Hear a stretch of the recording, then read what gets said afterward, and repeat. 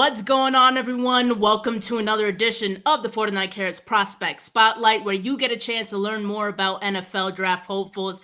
I'm Steph Sanchez, and I'm very excited to have Shrine Bowl and NFL Combine participant, Clemson defensive tackle Payton Page. Payton, how you doing today, man?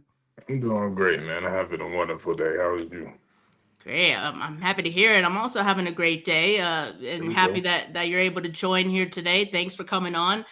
So, Peyton, I usually start these interviews with five fun questions, rapid Yeah. fire, just to get the juices flowing a little bit here. So, first thing that comes to mind, you just let it out, all right? Okay. All Lit. right. So, PlayStation or Xbox? A PS5. Are you a morning person or a night owl? I'm a night owl for sure. All right. Favorite cheat day meal? Ooh. Ooh. I'm gonna go with I be eating pad thai. You know what pad Hmm. thai is? Yeah. Yeah. Ooh. Pad thai is like my thing. Well, I get pad thai for sure. I love Thai food. Yeah, that's a good one. Do you have any game day rituals? Um, Not really. Just a lot of people like to be locked in during game day. Hmm. I feel like if I'm locked in too much, I start to get nervous. So I usually just talk with some of my friends on the way to the game, and then like the about the next to 5 minutes before we go out there is when like I put my headphones on and get in that mode. So Okay, all right. And last one from the rapid fire. If you could get any sack, if you get a sack on any quarterback in the NFL, who would it be? Hendon Hooker. Okay, that's a. Yes. I haven't gotten that one before, but hey. Nah, because he's my he basically like my god brother. So it's Okay. like him and his dad and my dad basically grew up together, stuff like that. So we grew up together, training together, stuff like that. And I always dreamt of just sacking him in the celebration after. So it's coming sooner or later. If you see this or not, it's coming. It's personal. It sounds a little personal. All right. Let's get into your career at Clemson, Peyton. So you were obviously heavily recruited coming out of high school, nationally ranked top 50 player. And you not only chose Clemson, but you decided to stay there all 4 years, which, Yeah. somewhat a rarity these days, right? So tell me a bit Mhm. about why you felt Clemson was the right fit for you and what it's meant to your football journey. Yeah, like you said, I was heavily recruited. So it was more like everybody was throwing offers at me. And for some reason, Clemson was the last offer I had and was able to take a visit to. So all the other schools that offered me, I wasn't be able to take a visit to because of COVID. But for some reason, that time right before COVID got really strong, I got to go see Clemson, and my mom really fell in love with the place. So after they got my mother, it was raps. So I would say they got my mama. So So that visit sealed the deal. yeah. Was there a year at Clemson where you felt like the game slowed down for you and things started to click a little different? I would say my sophomore season, that sophomore summer, well, midway through my sophomore season, going into my junior season, I felt like since I had like a lot of like NFL caliber guys in front of me, I knew some of them were leaving, and I had a little more chance to get in that start lineup. So I feel like I locked in. Well, I would hate to say the word locked in, but like people started to see my progression and the way I started moving, and hopefully I would get an opportunity to start. So I feel like that year right there is my go-to. And it definitely feels like, through the course of your career at Clemson, like you've taken the next step every single year. 2024, your first year as a full time starter, you were voted team captain. How much did it mean for you to know that your teammates, your brothers, they see you as a leader in that locker room? Yeah, I feel like I knew. I feel like I knew a year before that when I knew like the bond in that locker room I have. You would never understand how much I love these dudes. I feel like we show that every day in practice. I feel like you got to earn respect by showing them what you're good at. So you're not gonna get respect by just being a dude that yells at somebody 24/7. That's not how that works. You got to actually show the all the other 5 stars there that you actually put in work daily to even earn that, so you can be able to even speak to them. So I feel like after we got that solved, we just had a crazy bond in the locker room, man. I really wasn't surprised because they're my brothers at the end of the day. Now, you talk about the opportunities that opened up for you, and that kind of, paved the way, for you to develop a little bit more. But I know for some players too, maturing in their film study is something that helps them get to that Right. next level of thinking less on the field. So, what's your film study process like? What are you looking for in opponents? My film study process isn't is probably a lot different from others because I came from Clemson. I feel like our playbook is a lot more advanced than other schools. I feel like because I give you an example.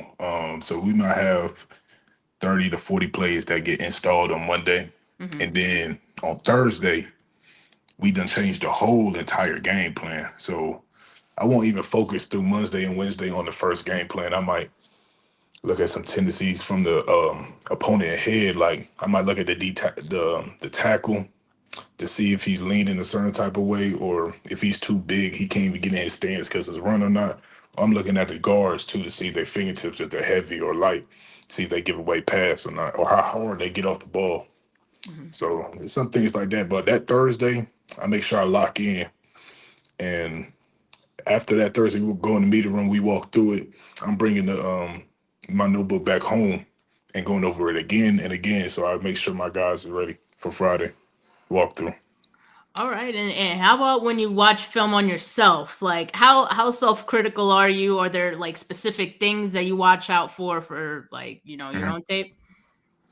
Yeah, so I might have like a really good play, but like I feel like I'm my biggest critic. Somebody might say this is a hell of a play, but I just feel like I could do so much better. Something that looks a lot better, just I could put better on tape. So I feel like that's why I'm starting to become a better player. I'm starting to see progression and stuff like that. I'm my biggest critic. So What are the things like as of late, or maybe in the last year that you were kind of pinpointing like, I didn't work on that. yeah, so I had a few scouts come to me mid-season talking about I could upgrade my level if I just start using my hands a little bit more aggressively. And so I started working on that. And then this past 2 months I've been training on, been nailing it, especially now because I'm done with 40 training. So Hmm. it's time to get my techniques down the pack. So I've been working on hand strength, extension when I play, all on the pad work, just better hands in general. So Okay. Well, speaking of extension, you had your first career interception this past year, a pick six on yeah. senior day against Citadel. Yeah, I was impressed by the extension you showed on that one. So walk me through that play. What was going through your mind like before the ball got to you and after you got it? Yeah. So people think I drop back in coverage, but whole time in that play is called like it's a play where me and my other D tackle line up at 2 3s and the running backs jet the A gaps and we wrap up for contain and our D ends drop flats. So I'm not dropping. So I had contain the whole time. And then I seen that Sammy got through so fast where he had to run back and it looked like a I seen the running back come across my eyes, so I didn't want to let him go. Uh-huh. So once I seen that, I just started hovering around him. I don't know. And after that one though, after that happened, I don't know what else happened. I just felt like instincts kicked in. I said, okay, it's time to do it. And then about right when I got to the 30-yard line, hey, it shot I think it was Ricardo. Ricardo was blocking and someone else was blocking for me. Shout out to them guys because I would have not made it. So yeah. Well, I mean, obviously that was a fun and memorable game for you. But look, I'm gonna turn into this. If someone wanted to watch you, but they could only watch one game, which Right. one are you telling them to turn on? Um, I feel like my best game would be NC State, but I feel like fundamentally, I would say Texas and South Carolina. But I know you said one, but like, You shoot Yeah, a yeah. little. It's That's what okay. I'm saying. That's what I'm saying. Well, Any specific reason for those games? I don't know. It was like a certain type of aggression. I don't like a certain. I don't know what was wrong with that. I had a certain type of beef with them certain teams. So yeah, I just like I like the way I was playing them games for sure. All right. Well, but when I've watched you, I just see straight up strength. You know, the power that you play with. You look to impose your will on offensive linemen. How would you describe your play style to someone? Yeah, I feel like I could be a very good disruptor in the game. Like that doesn't make a lot of noise, but D tackles don't have to make a lot of noise to disrupt stuff. So Hmm. I feel like especially now having my slimmer body shape, I feel like I move so much well because I don't know if you know I used to be really heavy, so I'm really just now getting into my pass rush abilities this season. So it was like I got the rundown. I used to be 400. I know how to play the run. So it's like that's it. I know how to do all that. Now that I got about 305, 310, now I can do both. So it's like now I'm getting in my pass rush bag and doing all the other things. So I feel like it's a lot of good stuff on tape. Yeah, I'm sure you like in a sense you feel like you're barely scratching the surface because like you said, you're kind of just, discovering some of these Mhm. new skill sets that you have with, the weight that Yeah. you're at now. Yeah. Is there a specific like technique alignment that you prefer or that you think fits your skill set the best? I would say like the shade, but NFL teams want me at the three. But I'll say this for the shade is only one reason. And I feel like that's why big boys don't say it. You might think it's like the hardest double team is in the shade, but if you jack that center up before he could even snap the ball, like right when he's snapping the ball, Hmm. you go is that's the easiest double team you will ever have because you got to get hands on the fastest, and the guard is already on two different levels, so he's not gonna be able to even touch your hip. So that's why I like playing that shade. But that three tech, you cut the ball off, make a cross face escape play. So I like anything in between. Okay, yeah. Yeah, I know you got a quick get off too. So, Yeah, what we were talking about, just kind of getting to the center quick. I know you could do that. And yeah, I know film rules all, but you've had several opportunities now to showcase more to NFL teams, right. like through the Shrine Bowl, the Combine, just last week, Clemson's Pro Day. So let's talk about Mhm. those experiences. First, how did it feel to get those invites to the Shrine Bowl and the Combine? Oh man, it was just another blessing out of blessing because it was just. I would say I knew I was getting an invite to the combine, but I didn't know if I was going to get another opportunity to showcase what I could really do. So I was talking about the Shrine Bowl, Hmm. but so once I got an invite to the Shrine, I knew what I had to do. I know my stats are not like where the top D tackles are right now, but the scouts know what I can do. So I wanted to be able to do it in front of the competition at the same Right. time, Yeah. which I felt like I did. And during the practice, I felt like they couldn't handle me during practice, straight up. So it was like, especially during O versus D, I feel like I displayed what I could really do versus the top competition that's in the draft.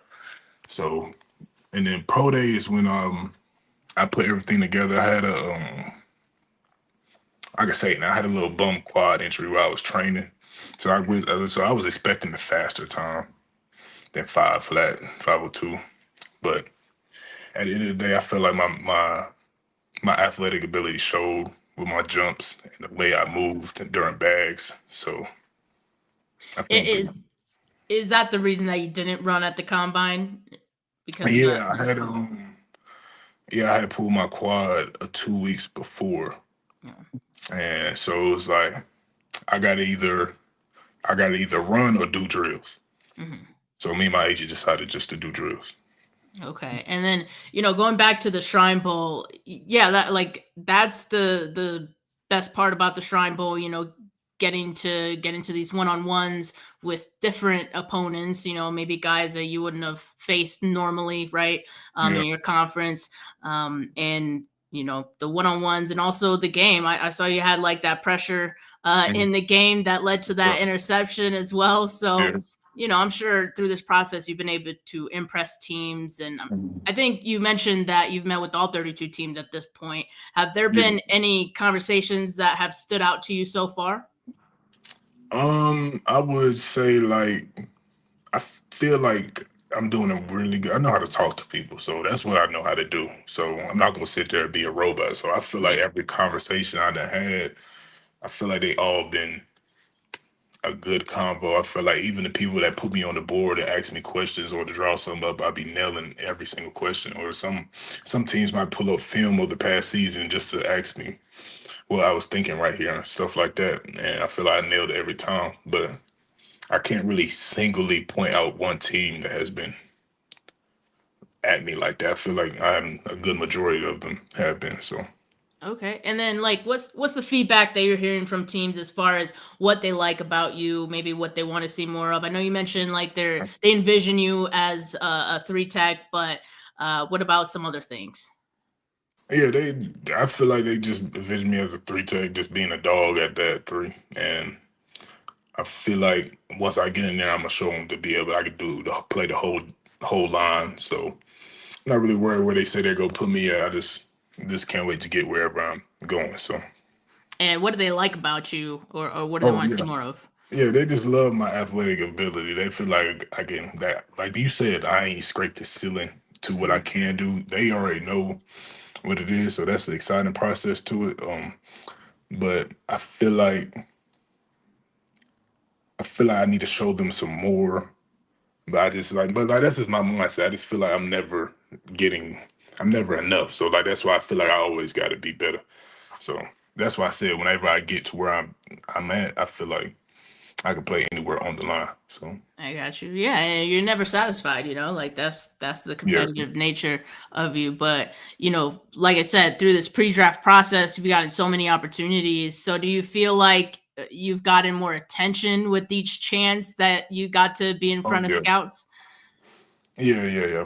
I feel like every time I got from the scouts, I feel like I showed them what they wanted to see. Um, I feel like my athletic ability was slept on a little bit. I feel like I showed them my bend, especially Mhm. during my drills. I feel like I really showed out during that. So I feel like I'm doing pretty good right now. Yeah, and then so do you have any visits lined up in the next month or so before the draft? Now I got a few workouts coming Okay. up.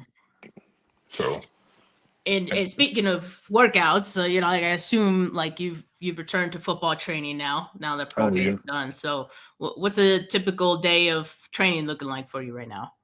So right now it's just I'm waking up around 8:30 and working out with my trainer that I used to be with at Clemson University. So I'm waking up, going out with D Love, and we getting in for about till 9:30 to 12:30. I'm getting a little recovery until 2:30, and then I'm off for the day, ready to see what's coming.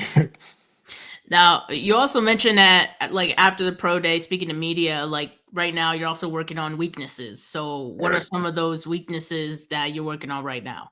All right. So I usually go out to the field. That's like we go on and off. We go be in the weight room or on the field. So usually I'm on the field doing bag work, working on my hands, trying to get faster, or just working on my explosion out my hips. Just a lot of other things I just need to work on. Okay. And yeah, we talked about the weight earlier. You mentioned it. Mhm. Yeah, you were 395 coming into Clemson. Yeah. Then at the combine you were 291. Clemson Pro Day you were 303. Mhm. So like you've been fluctuating. What Yeah. is your ideal playing weight to you though? And now I could play at 310. So when I was at the combine, I actually was almost starving myself because I was on a strict diet. I was straight just good, like just the healthy stuff, broccoli, chicken, and all the other stuff. But when I got to the combine, it wasn't nothing but straight junk food over there. So I can't not before I go perform. I'm not gonna eat junk food, not yet. So I'm just not eating the junk food. I was just eating like an apple or two to go. Yeah, Okay? So, but when that's I got out crazy. that combine though, I was eating. That's why I was about 304 at the day go pro day. So I yeah, was like, man, they're trying to catch you guys slipping at the yeah, combine with the junk yeah, food. That's yeah. crazy. But yeah, okay. And have you do you feel like you've found a groove in like either maintaining or being able to fluctuate your weight as needed since like you had to get into that tough regimen to get your weight down when you Mhm. first joined Clemson? Yeah, I feel like I can like I can lose weight or I can gain weight. Like, I know how to do both. So Yeah. it's like I'm at the perfect spot. Like I know what I can't eat and what I cannot eat. So it's like I already been there and I don't want to go back there. So I mean, the combine story is enough. Like I know you're dedicated. Like yeah. that's enough. Um, Yeah. all right, so and also like at your pro day, when you talk about the weight journey, you mentioned Mhm. having guys like Breesy, Tyler, Rook, taking you under their wing. Right. Are you staying in touch with them through this process? Like, are they offering up any advice to you at all? Yeah, man. I talk to them guys, not every other week, but like they check in on me monthly, or I call them. I talked to Ruka recently. That's my dog. So yeah. Well, so what's been their advice? Oh well, just especially through the combine process, keep a clear head. Just I know all that junk could be a lot of nerve wracking. Just remember why you're there and like who you do it for, and why you want to do it, and basically just keep a clear mind because like during the draft process, it could be really nerve wracking, stuff like that. So during this process, I've been just trying to stay away from social media and just just living life right now. Now, there was a quote that you had at your pro day that really I saw that and I was like, man, I immediately tried to DM you and I was like, I need to have him on my Yeah, show. And it was this quote here: I'm not going to be outworked. Any vets on the team, I don't care. I'm not coming in to make friends at first. I'm here to make yeah, brothers and to know I'm here to compete. I love this energy. I mean, because that's the energy you need to have at the NFL. You may come out on yeah. top coming out of college, but you back Mhm. to square one going into the NFL. So, Yeah. where does this mindset, this energy, and confidence come from? Yeah, well, like I said before, that all begins with my freshman year coming back into Clemson. I feel like my whole mindset is just I have what I got to do to be able to compete with this dude right here. Mm-hmm. So knowing that coming into Clemson 400, 490, 395, and I got Brian Bazee, Tyler Davis, a Rook in front of me, I'm knowing like I can't compete with them at 390. I can't move like them. They not gonna want to see that. So what I had to cut down the weight, chisel up my body a little bit, and make it be known in practice that I want it bad to anybody else. And make sure Coach Sweeney has nothing else but to say yes. So I feel like this whole process, especially now that senior season earning that starter position the whole season, I feel like that just paved me into the NFL season because I know what I'm coming into. It's just like college again. I'm going to compete. I don't care who it is. So Yeah, and I know teams are gonna love that mindset. Like because like I said, that's what you need to have going into the next level. yeah. What are your plans for the draft? Like, is that still being worked out? You gonna be around family? You gonna be at your Yeah. hometown? I'm being Greensboro, North Carolina, man, where it all Okay. started. So yeah, I'll be right there. I love it. I love Yes, it. yeah. Before I get to the last question, Mm. we do have a couple questions from the chat, and I actually thought this one was great. Has anyone ever told you that you have a voice for radio? Nah, people has told me I sound like a rapper named RMC Mike. So we're not gonna bring that up right now though. I But haven't heard of it, so people have said I had a really deep voice though. So yeah, I can see it though, like the radio voice. Yeah, we yeah. want to get into broadcasting someday. And another question here from the chat: what's the most valuable lesson you've learned about yourself as a defensive tackle? um I feel like the defensive tackle position is one of the most dog. You got it. It's like you have no other choice but to be a dog in that position. Mm, Um, I feel like you gonna get moved out the way because you got to carry on 600 pounds for 3 seconds. You got to be able to affect the quarterback, and then you also don't let them hurry up. Now you hurry up, they gonna be on your tail, so you got to be a shape for that. Also, be big enough to hold all that weight at the same time. So It's a lot. I like letting my linebackers run free though sometimes. So Mhm. Yeah, no, it's definitely a tough position, and that's why there's so many defensive tackles that that are only good at like one thing, like either the run stuff or they're more of a pass rushing guy. There's also the rare ones that could do both, and I think that's what you're trying to do, right? So that's yes, definitely ma'am. what NFL teams are going to gravitate to. Mhm. So here's my last question for you here. This has been All a right. pleasure, by the way. What is a team? What is the fan base getting both on and off the field with Peyton Page? Yeah, I feel like and I'm a locker room guy.